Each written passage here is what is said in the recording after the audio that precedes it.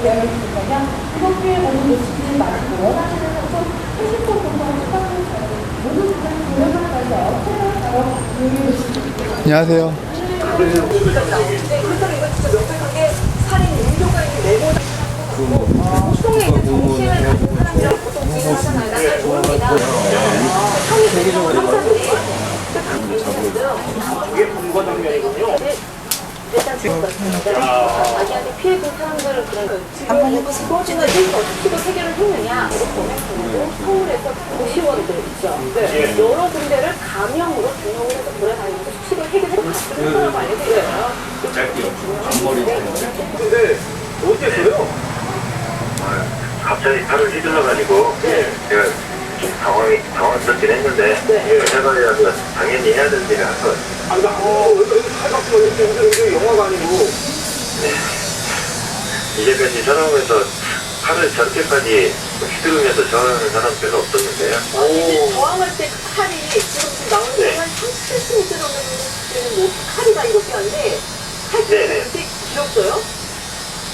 제가 얼핏 봐도 25cm 이상은 되는 그 칼이었어요.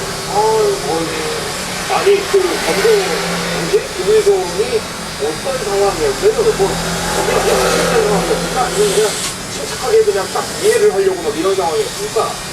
처음에 검문을 시도할 때는 김일권이가 왜 그러냐 그러면서 이제 머뭇머뭇하고 있었거든요. 그러다가 갑자기 칼을 신분증 확인하는 과정에서 갑자기 칼을 꺼내들고 반항했던 거죠. 아니 피해의식이 상당하다라고 지금 뭐 또 우리 취재 기자도 얘기를 하고 있는데 다른 장면은 어떤 얘기를 하던가요? 저희가 수갑 채우고 나서 이제 완전히 제압한 상태에서는 김일권이가 아무런 말도 없이 그냥 다 포기한 것처럼 아무 말도 없이 있었습니다. 일단은 수갑 채우니까 네.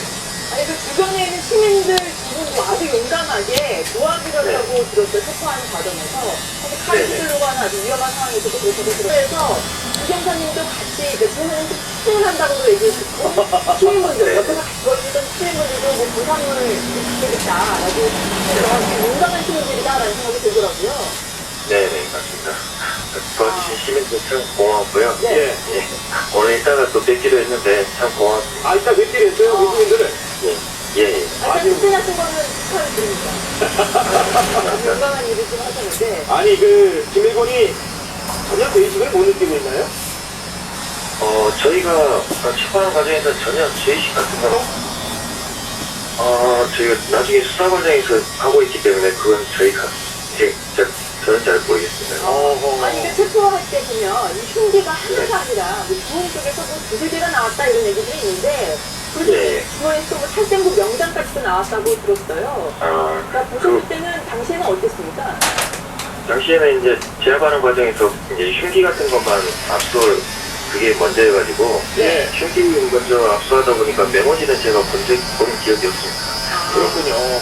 아이고 알겠습니다. 아무튼 이게 휴가폰 잘 잡아주셔서 고마워요. 예 감사합니다. 지금까지 주적인 성수파출소 경사 말씀 나눠봐.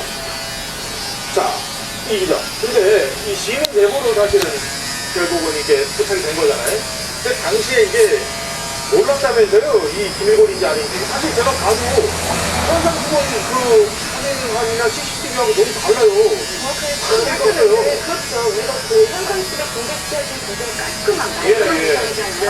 근데 그 목격자들에 의하면은 김일권의 체포 방식 보니까 얼굴도 너무 깨끗하고 워낙 다 있고 며칠 못 죽였으니까 오히려 김일권 어떤 살인범이라기보다는 목사에 가까워 보였다.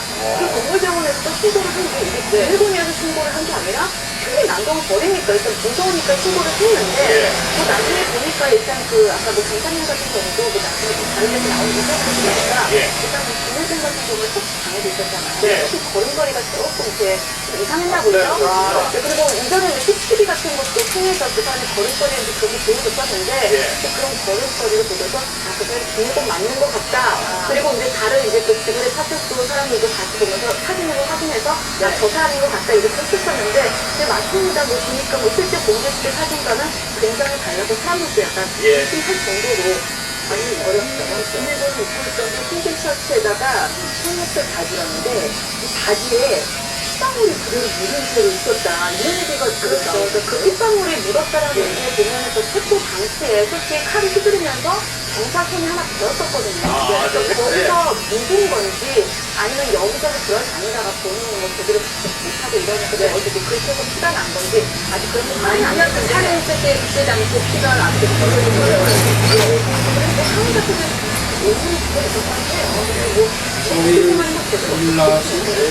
봤는데 재벌었어요? 누가 1등이었지 누가 1등?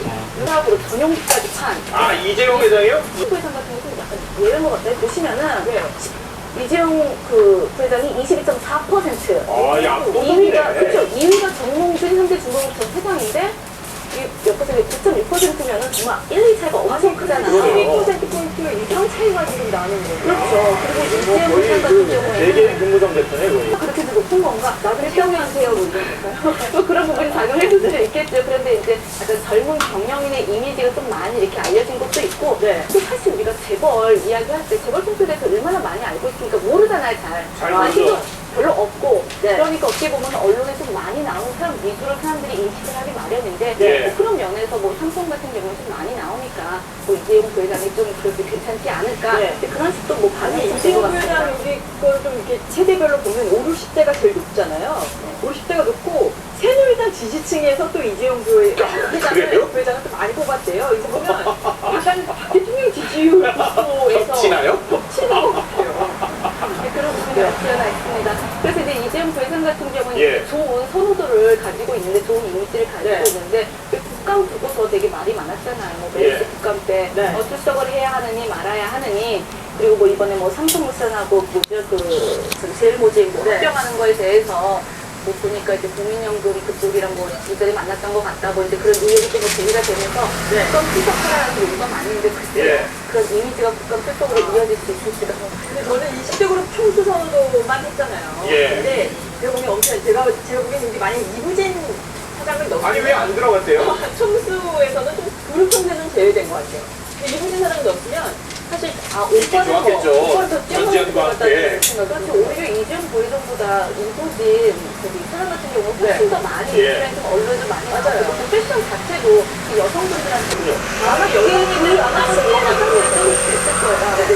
10대 표시가 딱 같지만은 뭐 예. 다른 이제 조사에서는 뭐 영향력 있는 CEO 이런 거 했을 때 아마 이보진 그 시장 같은 경우 들어간 걸로 좀 알고 있어요. 이건 회장이 안 계시네. 이상하네요. 병석에 계셔서 그런가? 그러네요. 이거 조사를 좀 봐야 되는데. 아니 근데 10등이 신동빈 회장이에요. 10등이 그럼 꼴찌잖아요. 그렇죠. 그러니까 이미지는 지금 10대 총수니까 맨 마지막에 10위를 기록을 했었는데 글쎄요 어저께 국감에 등장을 해서 혹시 이미지 변신을 좀 하지 않았느냐. 그러니까 이제 그 화제가 됐던 그런 사진이 정말게 웃고 있는 그런 사진이었거든요. 예. 일단은 글쎄요 이게 이미지 변신에 성공했는지 아닌지는 잘 모르겠는데 일단 당시 어저께 그 분위기 국감 현장 한번 볼 수 있습니다. 대한민국 기업입니다. 그 한국의 삼법에 따라 그 기업으로서 태어나서 그리고 세금도 한국에서 내고 있고 근무하고 있는 사람도 예, 그거는 대부분 지난번에 한국 사람입니다. 말씀하셨으니까 잘 알겠습니다. 예, 이번 가족간 일로 우리 그 국민한테 그리고 의원들께도 그 심의로 기저드린 점 진짜 부끄럽게 생각하고 진심으로 사과드립니다. 죄송합니다. 한국인으로서 한국 기업을 운영하신다고 했는데 한국과 일본이 축구를 하게 되면 한국을 응원하십니까? 어떻게 됩니까? 지금도 열심히 컴파하고 있죠. 이제 참수업을 좀 환하게 웃는 모습을 사실 상당히 나온 모습 처음 보는 거 그렇죠. 뭐 왕가의 낭대에도 굉장히 많은 비난을 얻고 예. 있는데 저 마지막 장면 때문에 사실상 기사들이 그 다음날 나온 거 보니까 이런 지금들이 있어요. 뭐 사기에 흥남 국가 그리고 시중을가 그 신정민 회장 같은 게 굉장히 점성했다.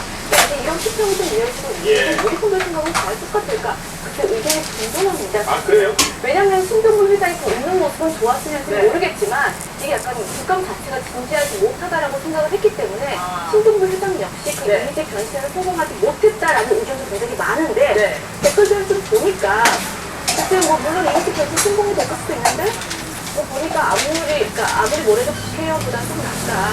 저런 총수가 되게 진지하지 못했던 국감에 오히려 더 비난이 쏠리는 것 같습니다. 그러니까 친동률 회장의 이미지가 뭐 변신을 했느냐 그거 여부보다 국감 자체가 너무 진지하지 못했기 때문에 이것도 별로 의미가 없었다라는 의견이 많았는데 아니 20대 그룹 총수 처음으로 국감 불러놓고 한국 응원해요, 일본 응원해요. 이게 뭐예요? 국회의원이 저걸 아니 게다가 또 이거 지역구 유화적 발상이지 저걸. 지역구 골프장 뭐 건설 얘기까지 친하게 보면 자기 민원을 또 지역구 그 지역구 민원 저질 여기 국감 얘기가 그렇죠. 이제 저질 국감에 대한 이제 비난 댓글이 굉장히 많은데 뭐 이렇게 분위기 좋은 국감은 처음 봤다. 국감 할만하네 이러면서 그럼 재벌 총수 좀 많이 나오셔라 이제 그런 것도 있고 또 혹시 따고 좀 모습이 아니냐. 왜냐면 저기서 우리가 보통 소통 국감이라고 많이 알려졌잖아요. 근데 그게 아니라 좀 약간 냉장고 치고 이런 거 보면서 또 국감 자체의 어떤 메시지들의 비난을 많이 쏟아지고. 그러니까요.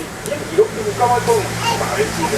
그래서 신하동 의원이 둘다 결국 사과를 하긴 했습니다. 에이. 국감에 대해서 제대로 신중하게 좀 대처하지 못했다라는 예. 점에서 사과를 얘 대한민국 국회의원 수준이에요. 사과하기 전에 안 그랬습니다. 그럼요. 일어나 기자와 함께 했습니다. 감사합니다.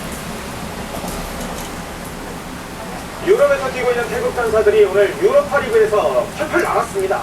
이제 400억 원의 사나이 손흥민은 멀티골을 터뜨리면서 자신의 진가를 입증을 했고 박주호도 1골 1도움으로 맹활약했습니다. 손흥민이 이정료 400억 원의 이익을 멀티골로 살렸습니다. 유로파 리그 카르바흐와의 홈경기 전반 7분 토트넘은 페널티킥을 활용해 선제골을 내줬습니다. 팀이 위기에 처하자 손흥민이 해결사로 나섰습니다. 손흥민은 28분 벤루스타운 제트의 코너킥을 방향을 바꾸는 감각적인 슈팅으로 연결해 승부의 균형을 맞췄습니다. 토트넘 데뷔골을 터뜨린 손흥민의 킬러 본능은 여기서 멈추지 않았습니다. 2분 뒤 손흥민은 델리 알리와의 패스 후 멋진 슈팅으로 역전골을 터뜨렸습니다. 홈팬들에게 역전의 기쁨을 안긴 손흥민은 후반 23분 게리 케인과 교체했고 홈팬들에게 강한 인상을 심어줬습니다. 중앙 미드필더로 출전한 박주호는 0대1로 지고 있던 전반 추가 시간 마티아스 긴터의 머리에 정확하게 볼을 배달해 승부를 원점으로 돌려놨습니다. 후반 추가 시간에는 멋진 다이빙 헤딩 슛으로 역전 드라마를 완성했습니다. 1골 1루 모두 추가 시간에 극적인 플레이를 선보이며 홈팬들의 마음을 사로잡았습니다. 팀의 위기 상황에서 값진 데뷔골을 넣은 박주호와 손흥민 홈팬들에게 이은 숫자를 확실하게 각인시켰습니다. 김민호선 수고입니다. 해외 무역 사용을 허용하게 하는 안보 법안이 통과가 초유기에 들어갔습니다. 어제 일본 여당은 참의원 특위에서 안보법 표결을 강행을 했습니다. 네, 오늘 오전 10시부터 시작된 참의원 본회의에서 이 마지막 절차에 결정을 지금 현재 남겨두고 있는데요. 빠르면 오늘 오후 중으로 안보법이 통과될 것으로 보입니다. 근데 통과 과정이 또 지진이 예상이 됩니다. 일본 국회에서는 6탄전이 벌어지고 있습니다. 태영 기자입니다. 일본 상원인 참의원 특별위원회 위원장이 자리에 앉자마자 야당 의원들이 순식간에 둘러싸고 그 위를 다른 의원들이 몸을 던져 덮습니다.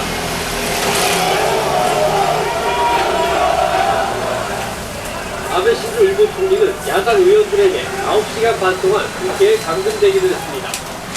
국회 앞에서 수만 명의 시민들이 밤샘 시위를 이어갔습니다. 일부 시위대는 경찰과 몸싸움을 벌이다 체포되기도 했습니다. 헌법파 최종 간부는 본회의 표결만을 앞둔 상황입니다. 야당은 아베 신조 총리 등 내각 강요들의 문태감과 불신임 결의안을 잇따라 제출하면서 시간 끌기에 나섰습니다. 하지만 본회의에서 열린여당이 과반석을 확보하고 있어 빠르면 오늘 오후 중에 안보법 통과가 유력합니다. TV조선 이태영입니다.